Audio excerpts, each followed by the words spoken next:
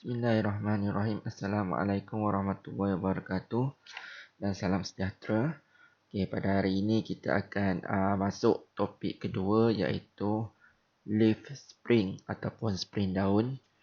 Tetapi sebelum itu kita akan ulang kaji sikit, kita revise balik tentang topik satu iaitu suspension alignment. Jadi untuk buat suspension alignment ni kita kena guna ada dua cara. Pertama kita guna laser alignment. Okey, kalau dah gambar ni kita tengok ada laser projector. Laser projector ni akan memancarkan laser untuk kita tahu axle kita lurus atau tak. Cara kedua kita guna straight edge. Okey, kalau dah gambar ni batang yang warna biru tu, tu kita panggil straight edge. Kita letak di tengah-tengah antara axle depan dengan belakang tu, kita letak tengah-tengah. Kemudian kita ukurlah jarak A tu, dalam gambar tu jarak A. Kiri dan kanan kena samalah jarak dia. Gitu juga dengan jarak B. Tayar kiri dan tayar kanan kena sama. Kalau tak sama, maksudnya kita kena buat alignment. Axle tu tak sama. Kena buat alignment. Kalau kita nak buat alignment, kat mana kita nak adjust? Dekat sini. Yang saya ada tanda anak panah warna hijau tu. Kita panggil eccentric bushing. Sama je dengan camber nut tu. Kita adjust camber nut tu, dia akan gerak lah axle tu. Nak bagi lurus. Eccentric bushing tu macam gambar tu. Sama je macam camber nut. Okay, ni. Kalau nak adjust juga alignment shim. Dekat alignment adjustment shim tu. Ni pun macam camber nut juga. Kalau nak adjust axle tu. Okay, sekarang kita masuk topik kedua iaitu leaf spring. Leaf spring ni spring daun lah. Apa dia leaf spring? Leaf spring ialah kepingan besi yang diikat bersama. Kebanyakan kenderaan perdagangan atau kenderaan berat diguna leaf spring. Leaf spring dibuat daripada besi yang kita panggil heat treated besi yang telah melalui proses tempered. Okey, lepas besi ini telah melalui proses tu, dia akan lebih fleksibel. Maksud dia, kalau kita bengkokkan, dia kembali kepada asal lah. Dia akan lurus balik, dia fleksibel.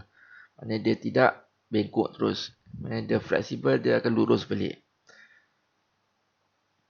Okey, leaf spring ni sama ada kita guna satu keping besi ataupun kita kepingan besi yang diikat bersama, maknanya spring pack. Kita guna satu ataupun kepingan besi yang diikat bersama banyak-banyak. Gantung kepada ni lah beban tu. Okay, ni komponen dalam leaf spring. Kalau kamu tengok gambar ni, yang bawah tu lah, dia ada spring eye. Maknanya spring eye ni kepingan besi di ujungnya kita bengkokkan jadi bulat. Itu maknanya untuk masukkan bushing tu lah. Kemudian kita ada U-bolt. U-bolt untuk ikat axle. Tu ada bumper, shock absorber dengan spring shackle. Ni komponen-komponen dalam leaf spring punya assembly. Ni untuk lagi jelas lah. Kat mana depan dalam gambar ni? Depan tu yang anak panah biru tu lah. Depannya maksudnya depan lori tu lah. Depan, menghadap depan. Kat depan tu kita ada yang belakang sekali tu shackle. Shackle tu untuk membolehkan leaf spring tu bergerak ke depan ke belakang ikut anak panah tu. Anak panah warna merah tu yang kat belakang tu. Shackle spring. Yang depan tu kita ada apa dia nama? Bracket. Kita ada bracket.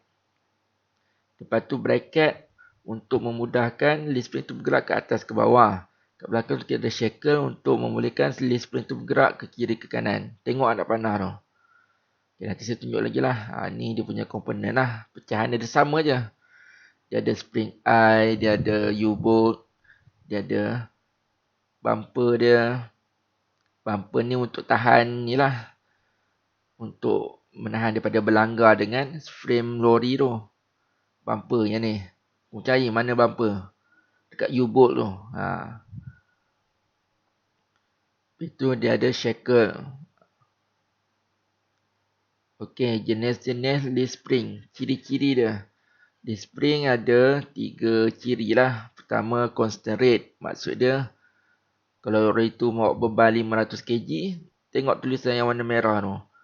Dia akan bergerak 1 cm, 1 inci. Maknanya leaf spring tu akan naik ke atas 1 inci.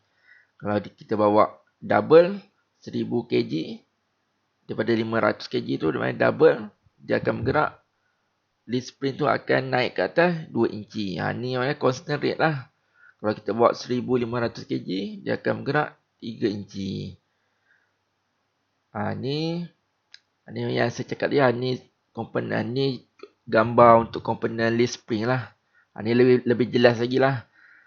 Yang tengok gambar atas tu, kita ada shackle untuk membolehkan leaf spring tu bergerak ke kiri dan ke kanan. Maknanya apabila ada beban, leaf spring tu akan jadi panjang dan akan membolehkan shackle, leaf spring ni boleh mengembang jadi lurus. Macam gambar kat bawah ni. Loaded dengan unloaded ni. Bila unloaded, dia akan bengkok sikit. Maknanya pendek je jarak dia. Maknanya shackle ni akan bergerak ke ni lah, ke kiri lah. Bila ada beban, dia akan bergerak ke kanan. Dia akan jadi lurus. Dia boleh jadi panjang atau pendek leaf spring tu. Bracket ni untuk memegang ni lah. Memegang hujung lagi satu leaf spring tu. Dia bergerak ke atas ke bawah. Tengok gambar yang kedua tu. Bila ada beban, dia jadi panjang. Bila tak ada beban, dia pendek. Tu fungsi shackle tu, dia untuk membolehkan leaf spring tu jadi panjang atau pendek. Okay, jelas tak? Kalau tak jelas, boleh hubungi saya. Okay, yang kedua, ciri-ciri kedua leaf spring, dia variable rate. Maknanya rate dia boleh berubah-ubah. Okay, kalau dalam gambar ni kita tengok A dengan B tu. Apa beza dia? Beza dia leaf spring A dia panjang daripada leaf spring B. Mana lagi senang bengkok? A ke B? Kalau kita berbeban. Tengok anak panah tu. Kalau lori tu buat beban, mana lagi senang bengkok? A ke B? Yang panjang lah ya. Yang panjang lagi senang bengkok. Yang pendek dia susah sikit. Macam kamu pegang lidi lah. Kalau lidi tu panjang, senang patah. Kalau kamu lidi tu pendek, susah sikit. Perlu lebih beban untuk patah. Macam itulah untuk kalau kita nak buat leaf spring. Kalau nak lebih keras, suspension yang lebih keras, kita guna leaf spring yang pendek. Maknanya boleh bawa beban lebih lah. Kalau kita nak nak leaf spring tu tak mau keras, kita guna leaf spring yang panjang. Maknanya beban yang dia bawa pun kurang lah. Kalau nak buat beban lebih, kita guna leaf spring pendek. Kalau nak kurang, kita guna leaf spring yang lebih panjang lah. Maknanya dia senang. Bila panjang dia senang, lentur, senang bengkok. Ni masuk kita boleh adjust. Kalau ada leaf spring ni kita boleh adjust panjang atau pendek dia. Macam mana dengan menggunakan cam bracket. Maksud dia mana kita boleh bawa ada leaf spring ni dia boleh bawa ni lah beban yang berlainan. Dengan menggunakan cam bracket. Cam bracket ni yang membolehkan leaf spring tu jadi panjang atau pendek. Kalau jadi panjang, maksud dia beban dia boleh buat lebih lagi lah beban tu. Kalau dia pendek, dia boleh bawa beban lebih lah. Kalau panjang, dia tak boleh bawa beban lebih sikit lah. Cam bracket ni dia boleh adjust. Dia boleh jadikan leaf spring panjang atau pendek. Maksudnya dia ikat hujung leaf spring tu. Yang dalam bulatan tu, cam bracket. Ni tak apa, nanti kamu boleh tengok lah nanti. Saya akan ajar. Bila amali nanti, saya akan terangkan balik. Cam bracket. Ni dia boleh adjust jadi panjang atau pendek. Bila pendek, dia boleh bawa beban lebih lah. Ciri ketiga, auxiliary spring. Auxiliary spring ni ada dua lah. Satu dia guna auxiliary spring. Dalam gambar nombor 1 tu nampak nombor 1 tu. Bawah tu ada leaf spring yang lebih besar. Atas tu ada leaf spring yang lebih kecil. Dia ada pembantu lah. Pertolongan daripada spring lain. Dia ada, maknanya bila beban yang ringan, tengok nombor 1 tu. Bila beban yang ringan, kita guna yang leaf spring yang lebih besar tu lah. Tapi bila ada beban yang lebih sikit, dia akan gabung. yang besar dan kecil tu dia gabung, dia akan jadi lebih keras lah. Maknanya boleh bawa beban lebih sikit. Maksud dia bila leaf spring tu ada pertolongan, dia ada ni lah, dia boleh bawa beban yang berbeza lah. Ataupun yang kedua, kita panggil help auxiliary lift. Satu auxiliary spring bracket, satu lagi auxiliary lift. Maknanya ni ada pertolongan daripada satu leaf spring. Kalau kamu tengok kat kereta ke lori ke, kat bila kamu berhenti kat traffic light, kau nampak ada satu batang leaf spring yang tak ikat. Dia macam tak, dia tercabut. Macam ada gambar nombor 2 tu, nampak? Anak panah sebagi nombor 2 tu. Leaf spring tu dia macam tak ikat. Dia tak ikat sekali dengan yang lain tu. Sebab apa? Ni yang kita panggil auxiliary spring. Maknanya dia membantu. Apabila ada beban, dia akan melekat sekali dengan beban. Bila ada beban, dia akan, auxiliary lift ni akan naik. Melekat sekali dengan leaf spring yang lain tu. Maknanya dia akan jadi lebih keras lah. Okay. Ini ciri-ciri, ada 3 ciri auxiliary spring, leaf spring. Okey, ni seterusnya jenis leaf spring lah. Ni untuk untuk suspension depan lah.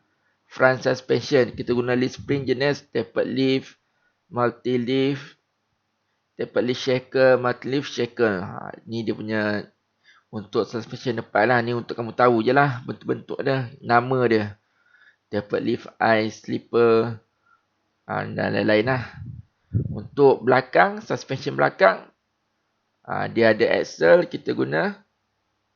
Kalau untuk single axle, kita guna cara ni lah. Kat mana axle dalam gambar ni? Yang ada drum brake tu. Macam gambar drum brake tu ada satu. Mana dia kat tengah-tengah leaf spring tu lah. Ini untuk belakang ya, suspension belakang.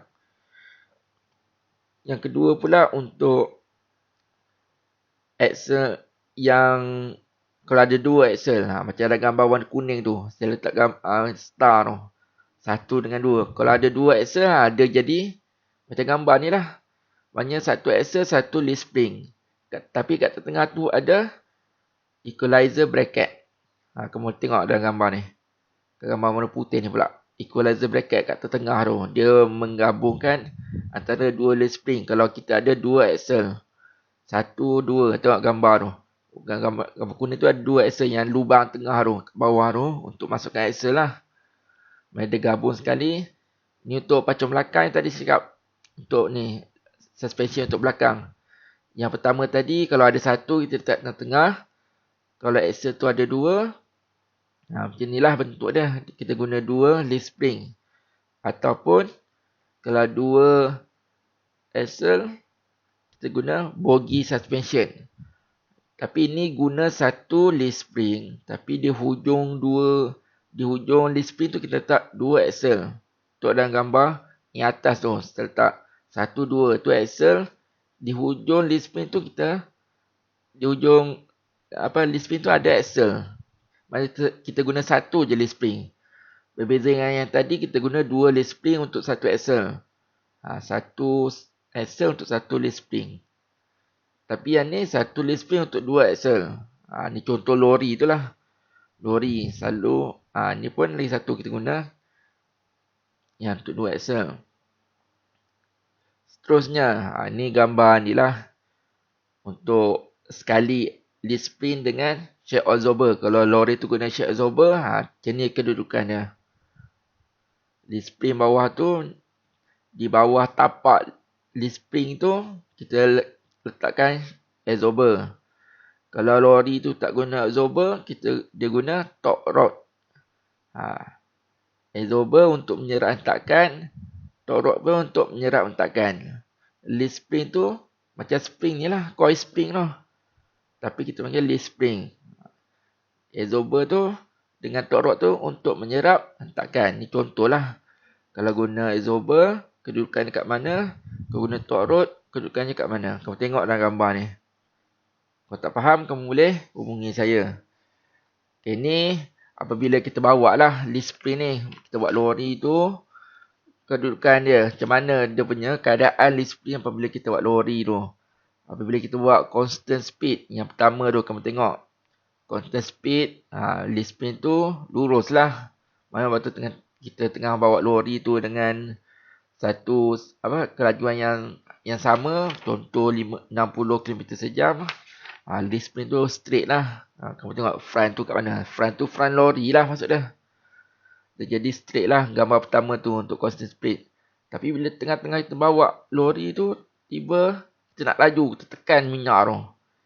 Maksudnya kita acceleration. Macam mana keadaan spin tu? Dia macam bengkok sikit lah. Yang ke depan tu akan terangkat sikit. Macam kita buat kereta lah. Bila kita tiba tekan minyak, bahagian depan tu akan terangkat. Nampak anak panah tu? Saya letak anak panah ke atas. Maknanya depan tu akan terangkat. Bila kita tekan minyak. Bila tekan minyak, lead spin tu akan bengkok sikit. Sama juga kes dengan braking. Bila kita braking, kita akan terpelanting ke depan. Kita buat laju, kita bahagian depan lori atau batu akan terangkat. Bila kita brake, bahagian depan atau lori tu akan ke bawah. Tengok nak panah tu. Dan lead spin pun akan sama ni lah, ikutlah dia akan bengkok sekali. Sama ada memecut atau braking, lead spin tu akan bengkok. Kalau kita bawa constant speed yang sama je, dia akan lurus. Okay, kalau tak faham apa, kamu boleh hubungi saya ya. Okay, saya rasa itu je tamat untuk chapter 2. Sekian, terima kasih.